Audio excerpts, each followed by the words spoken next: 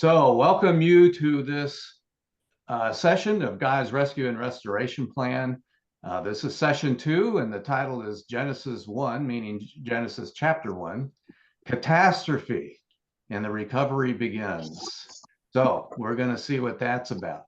And I want to start off by talking about what a plan is. We talk about God's Rescue and Restoration Plan. So, what do I mean by that? Well, a plan, according to the Cambridge Dictionary, it's a good definition, a set of decisions about how to do something in the future. It's how to move forward. So something in our life, just putting it in personal terms, we have our condition, our circumstance in life, and we want to change something about that. Maybe we want to gain some knowledge about something. We want to learn something. We want to know more about something. So we have a plan, and that plan is to read a book. And as we read that book, we learn, and at the end of it, our circumstance is different. We are now knowledgeable. The plan is what it took to go from current circumstance to a better circumstance. If we want to have fresh vegetables to eat and we don't have them, we say, well, we want to plant a garden. That's our plan. And so you plan through all the things like that. You plow the fields, you get your seed, you plant them, and you weed them, and do all the things you got to do. And at the end of the harvest, you have fresh vegetables from your garden. Changing a circumstance from the beginning to the end, the plan is what gets you there. So the question is that I want to think about, and what we're going to look at today specifically in this session, is what is the circumstance for God that caused him to think he needed a plan to go somewhere else and to make things better? What did he look in the kingdom of his universe? In his universe, this all-encompassing universe, there's something about it that's not acceptable, and therefore needs to have some action to bring it forward to where it needs to be. What is that circumstance that prompted that? What is it that brought about this plan? That's what we want to look at. So we go to Genesis chapter 1, verses 1 through 3. In the beginning, God created the heavens and the earth. And I'm using, by the way, the REV, the Revised English Version, for all these verses, unless noted otherwise. In the beginning, God created the heavens and the earth was formless and empty, and darkness was on the face of the deep, and the Spirit of God was hovering over the face of the waters. God said, "Let there be light," and there was light. So these verses are very familiar. They're very similar in almost all translations. And as we read them, the way we think about it, or the way most people think about it, is God starts creation. He starts the heavens and the earth. He creates the heavens and the earth, and then he continues and he says, hey, the earth is formless and empty and all of that. It needs more work. And so he looks and he thinks about it, and then he says, let there be light. So it's a continuation, and it reads that way. It reads as a continuation of the creative effort of God in the beginning. But I don't think that's the right way to think about that. And so we're going to dig into this. We're going to dig in deep today and take a look. And we're going to focus a lot on this phrase, and the earth was formless and empty. When we look at the New King James Version, it says the earth was without form and void. Well, that's pretty consistent. A void is emptiness. So very similar. The NIV says now the earth was formless and empty. That's the same thing, other than it's now instead of and. ASV says, and the earth was waste and void. So introduces the word waste into it. And then the NASB, or the NASB as I'll call it, the earth was a formless and desolate emptiness, which really paints a great mind picture, I think. I love that image that brings. And the problem with the idea that it's a continuation of the creation is that this word created, it starts there, at least, this English word. In the beginning, God created the heavens and the earth. It doesn't say he is in process of creating the heavens and the earth. It says he created them. He created the heavens and the earth, period. It's done.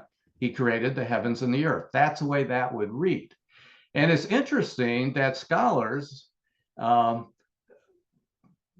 great scholars like the Young's Analytical Concordance, that Young, That guy. He was very good at these things, and his research and looking at the syntax and the words used and the structure and all the science of language, Bible language, says, you know what? This verse is a self-contained verse. It's self-contained in terms of time, and is self-contained in terms of what was accomplished.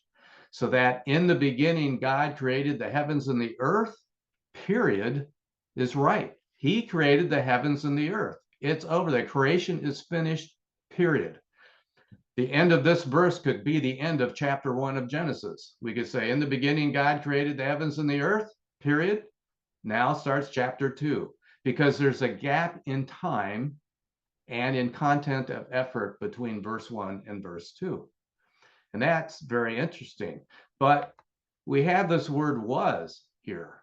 And when that word was is like that, it really reads, and the word and at the beginning, it makes it sound like it's a continuation. So let's take a look at that. There's a man named Arthur C. Custance who did a lot of work. He was a prolific writer. He was born in England, but moved to Canada early and really grew up in Canada. And he was born in 1910, I believe, died in 85. And his background was engineering, actually, and in human factors engineering, which actually was my specialty as well. So I can relate. Maybe that's why I enjoyed his writing. But he was a prolific writer, and he got very interested in anthropology and Bible languages and extended his education into those things, PhD and so on, and really became a noted scholar in understanding Bible languages.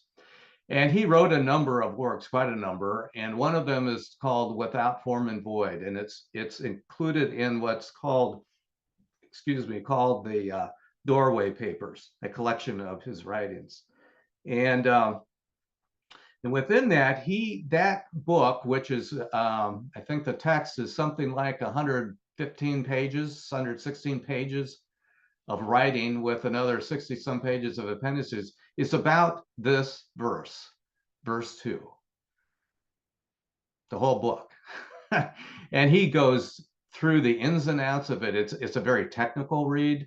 It's very about the science of the language, but also about scholars and the different opinions of the scholars and why, and those kinds of discussions, and the history behind it, and all of these things.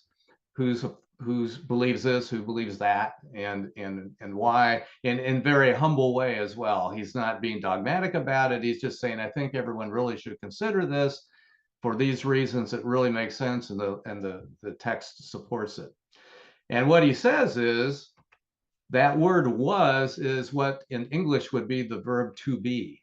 And the verb to be in English is common. It's used a lot. It has many different forms. It's used in many different ways. It has different words that it can be expressed as.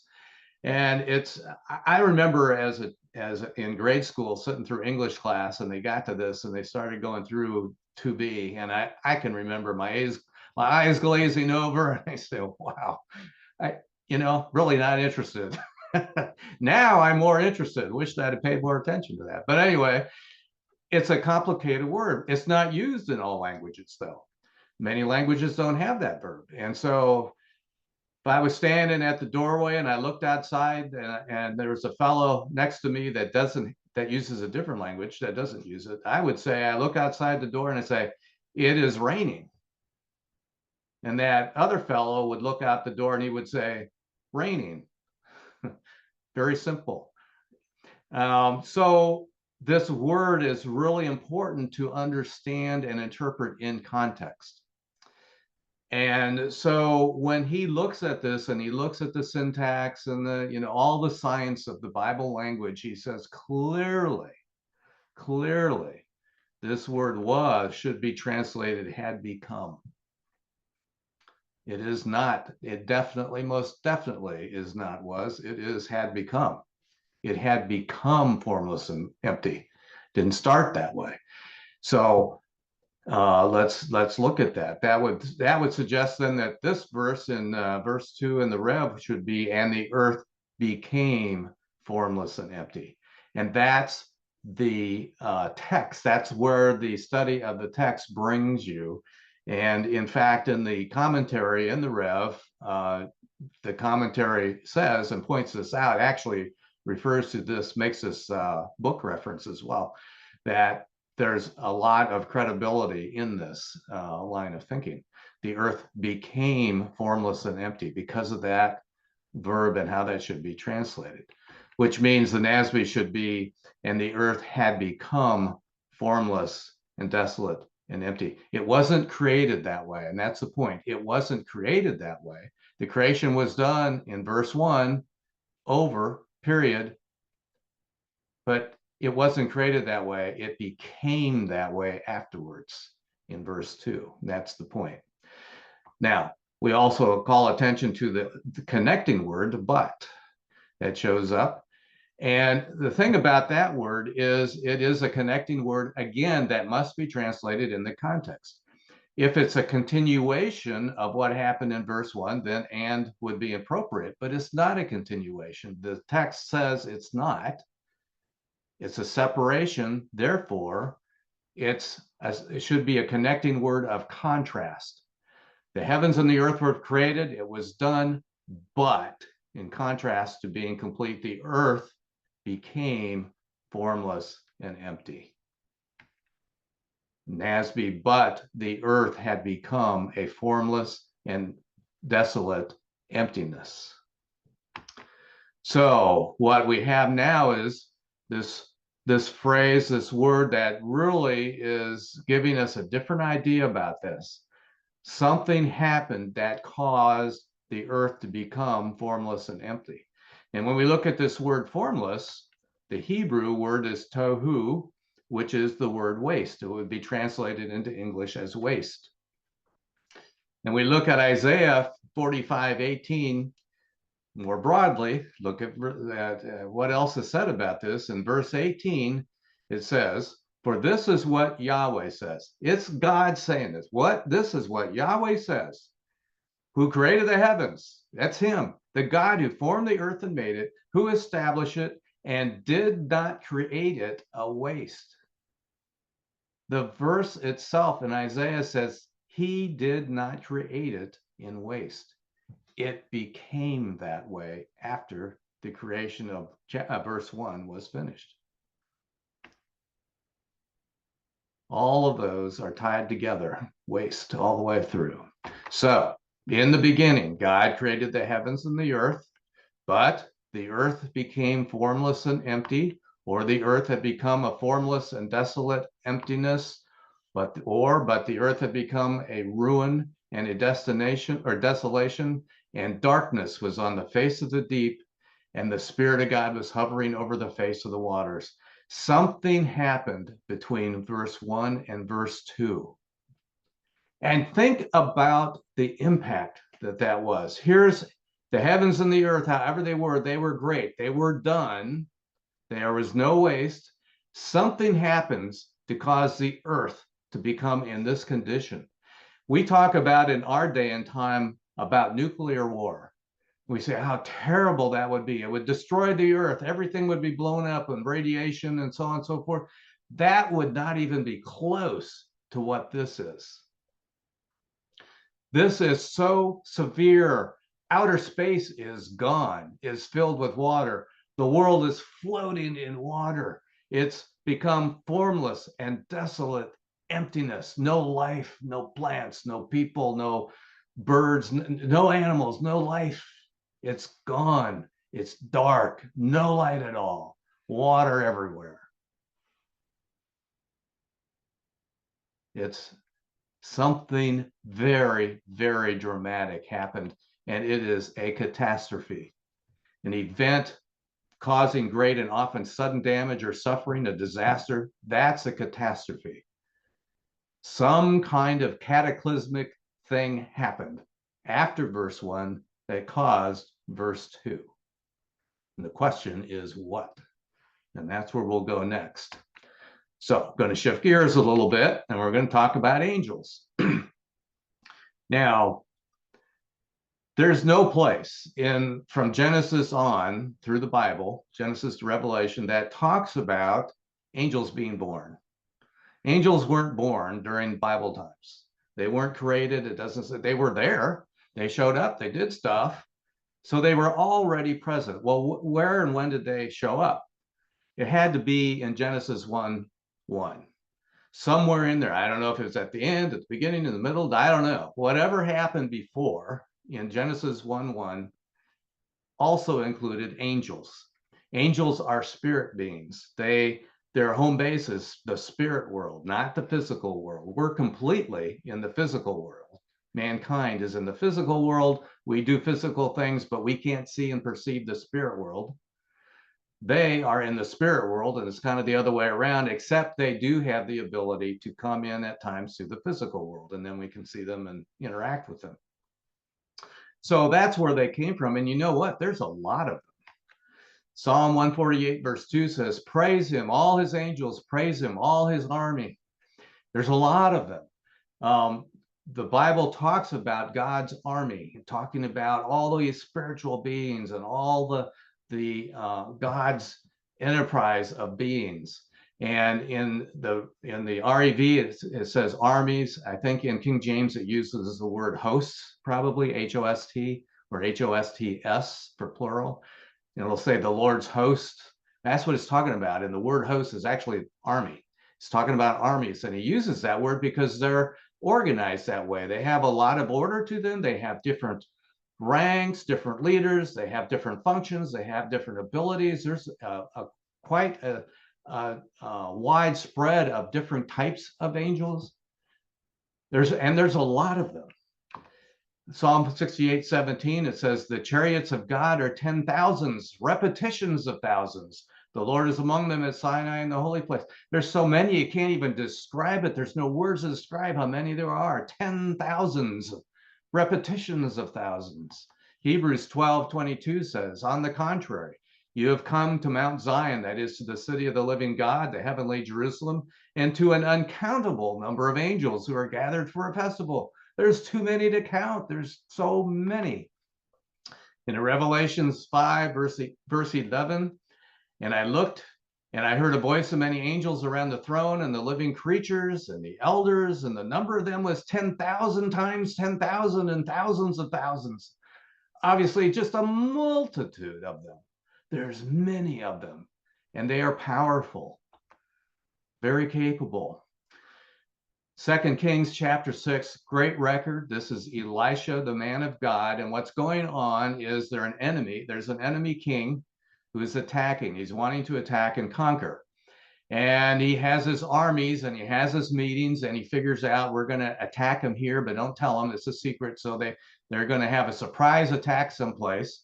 And they get all their plans together and they get ready to go. And then God, Yahweh, tells Elisha, his man, says, hey, those guys are going to go over here and there and they're going to attack. You better go tell your king about that. So Elisha takes the message, tells the king, hey, they're going to be attacking over here and there. You better go get deployed. And so he does. And then the attacking king comes and his plan doesn't work. It's foiled because somehow they were ready for it. And that kept happening and he was getting very frustrated. And he said, we must have a spy in our midst. Someone is telling our secrets. Someone comes up and says, no, it's not a spy. It's that we don't have a spy. They've got a man of God. That's the problem because his God tells them and then he goes and tells the king and they set up and we can't surprise him. Well, the king said, well, we better go get him then. Let's go get him. And so he sends out the army and surrounds the city where Elisha is one night, overnight. They're all set up, and that's where we pick it up in verse 15.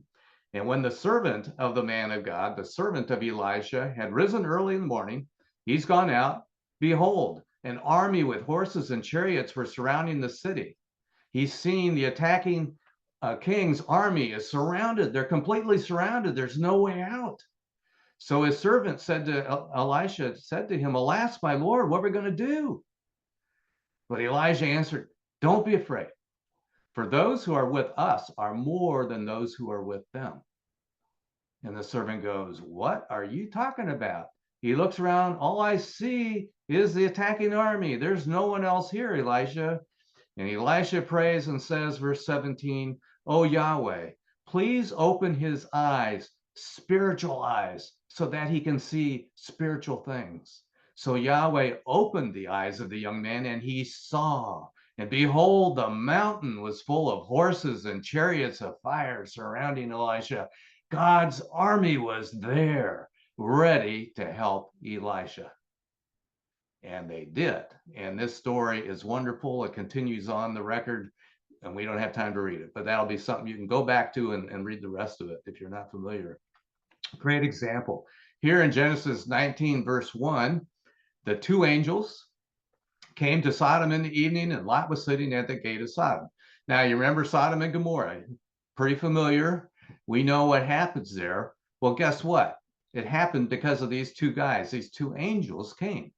Verse 13, it says, the angels say, for we are about to destroy this place because the outcry against them is so great before the face of Yahweh that Yahweh has sent us, two of us, to destroy it. Two angels wipes out Sodom and Gomorrah, and nobody can find it. No one knows where it is anymore. It's just gone. They know generally where it had to be, but near the Dead Sea, but where exactly? It's just gone. It's wiped out. Two angels. They're powerful. 2 Kings 19, starting in verse 32. Therefore, this is what Yahweh says concerning the king of Assyria. Assyria was coming, he was attacking, and he says, he will not come into this city, nor shoot an arrow there, nor will he come before it with shield, nor build up a siege ramp against it. By the road that he came, by the same he will return, and he will not come into this city, says Yahweh, for I will defend this city to save it for my own sake and for my servant David's sake. In verse 35, that night, the angel, singular, of Yahweh went out and struck 185,000 in the camp of the Assyrians. And when they got up early in the morning, behold, all of them were corpses, dead men. One angel, 185,000 overnight. They are powerful, powerful angels, and there's an army of them. In the beginning, God created the heavens and the earth. Something happens, and the earth became formless and empty. What was it? Well, now we're going to take a look at a specific angel who was there in Genesis 1:1. Ezekiel 28, verses 11-14 is talking to this angel, and we know this angel as Satan, the devil. It's him that this is addressed to. Moreover, the word of Yahweh came to me saying, son of man, take up a lamentation over the king of Tyre and tell him. This is not the physical king. This is the spiritual. And this is what the Lord Yahweh says. You were the seal of perfection, full of wisdom and perfect in beauty. You were in Eden. This is not the Eden of Adam and Eve. This is the spiritual Eden. There's an Eden in God's realm as well. You were in Eden, the garden of God. Every precious stone adorned you. Jewels, topaz, emerald, chrysolite, onyx, jasper, sapphire, turquoise, beryl, gold work of tambourines, and of pipes was in you. In the day that you were created, they were prepared. You were anointed guardian cherub. Cherub is a type of angel. And you were anointed guardian cherub. And I placed you there. You were on the holy mountain of God. You have walked up and down in the middle of the stones of fire, whatever that is. You were blameless in your days, in your ways, from the day that you were created until unrighteousness was found in you. He was blameless in the days. He was powerful. He had a position of authority. He was a big deal. By the abundance of your merchandise, they filled the midst of you with violence, and you have sinned. Therefore, I have cast you as profane out of the mountain of God, and I have destroyed you, O guardian cherub, from the midst of the stones of fire.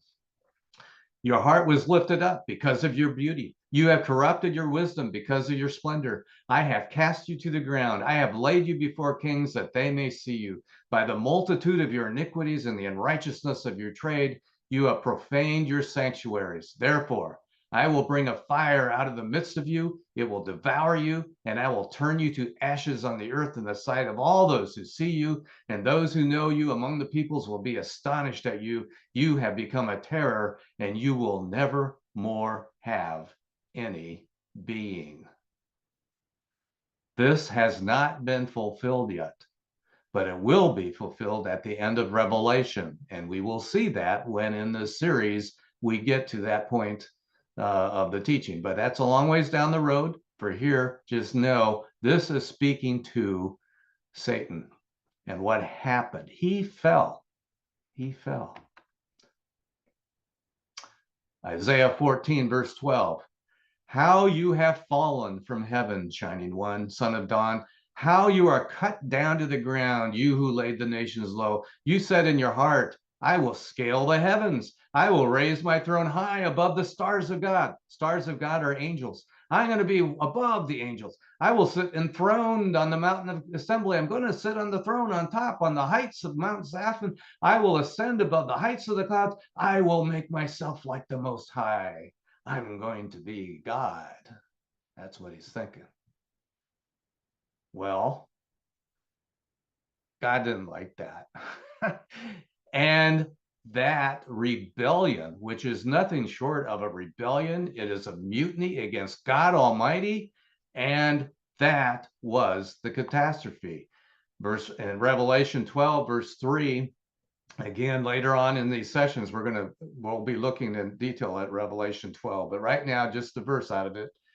Verse 3, and another sign was seen in heaven, and look, a great red dragon, talking about the devil, having 7 heads, 10 horns, and on his head 7 diadems, and his tail dragged away a third of the stars of heaven and threw them to the earth.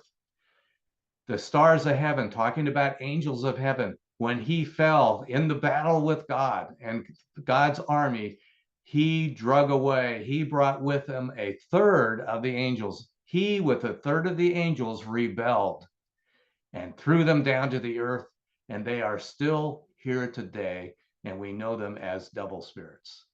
This is where devil spirits, demons, come from. They were fallen angels that came with the devil, with Satan, and he dragged them down and threw them on the earth, and here they are.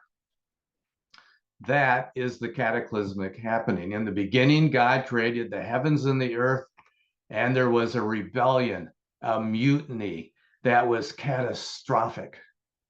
It didn't just disrupt the universe, it made a mess of it. But the earth became formless and empty. The earth became a formless and desolate emptiness. The earth had become a ruin and desolation, and darkness was on the face of the deep, and the Spirit of God was hovering over the face of the waters. The language Spirit of God means God was moving. He's taking action. He's thinking. He's moving. The Spirit of God is moving over the face of the waters. It's a formless and desolate emptiness and quietness. Nothing left. Dark, no light. And here's God moving, hovering. He's going to do something over the face of the waters. The word waters in the Hebrew is associated with wastewater. And he's hovering over the face. He's going to do something. He's going to come forth. And here he comes. He says, let there be light. And there was light. Not the sun, not the stars, but there was light, pervasive light, an ambient light. There was light. And it starts. He starts reconstructing his universe. And the rest of that happens, Genesis 1:3 through 2:3. And in summary, we look at it as day 1. Let there be light, the separation of light to darkness, day and night. Day 2 is the expanse between the waters above and below the heavens. So he takes care of all the water and all the flooding that's going on. So really, these first 2 days, he's focused on putting in order the broad environment. Outer space was gone, but now he's formulating and putting things back in order where they should be and the way he wants them, getting the macro environment set. And then he turns his attention to the earth. The dry land and waters, the earth and the seas, making those separations, vegetation and seeds in day 3. Day 4, the lights in the heavens, the sun, the moon, and the stars are put in place, the day and night, lighting them. For the signs and season, he puts his calendar and his timepiece in the heavens. So he sets the environment for the earth, of the earth and the sky. He gets that environment ready so that it will support soul life. And that starts in day 5, living souls, birds, and sea creatures. In day 6, living souls from the earth, animals, livestock, creeping things, and mankind, man and woman. So now soul life can be on the earth. And that last 2 days are about living souls and mankind. So the first 2 days, setting the large scope, the large scale environment so that the next 2 days, the earth and sky environment can be done. And then the next 2 days, living souls, putting life back on it, soul life. And day 7, God finished his work and rested, blessed the day, day of rest. And you see 7 days here. And that number 7 means perfection. It means rest, and it means complete. Biblically is what I'm saying. And this pattern repeats itself. I believe that this pattern is informative for us as we look through history, his story, through the years, through the centuries, through the millennial. And we will see this pattern at various times as it develops over the course of these sessions. But here it is, this pattern right in the beginning. It sets the pattern really right here in Genesis chapter 1, in the beginning of chapter 2, 7 days, ending with a day of rest where things are complete. That's the end of our session for today.